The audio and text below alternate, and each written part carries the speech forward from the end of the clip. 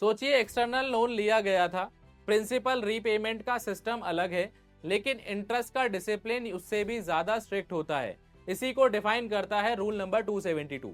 Rule number 272 clearly बोलता है कि एक्सटर्नल लोन्स पर जो इंटरेस्ट पेएबल है वो एग्जैक्ट ड्यू डेट पर पे किया जाएगा, जैसे लोन या क्रेडिट एग्रीमेंट में स्टिपुलेट किया गया है, और ये पेमेंट बजट प्रोविजन के अगेंस्ट ही होगा।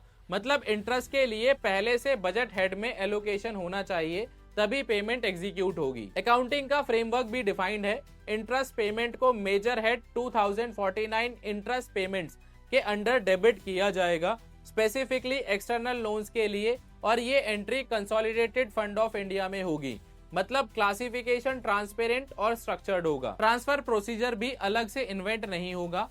जो प्रोसेस रूल नंबर 271 में लोन रीपेमेंट के लिए फॉलो होता है, सेम बैंकिंग और आरबीआई रूटिंग, वही प्रोसेस इंटरेस्ट पेमेंट के लिए भी फॉलो होगा। और सबसे इंपॉर्टेंट, इंटरेस्ट पेमेंट को चार्ज एक्सपेंडिचर क्लासिफाई किया जाएगा, यानी ये कंसोलिडेटेड फंड से डायरेक्टली चार्ज कैटेगरी में काउंट होगा। रूल नंबर 272 का मैसेज बिल्कुल सिंपल है।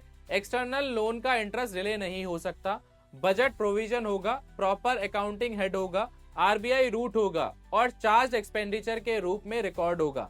Discipline same, process structured, accountability intact.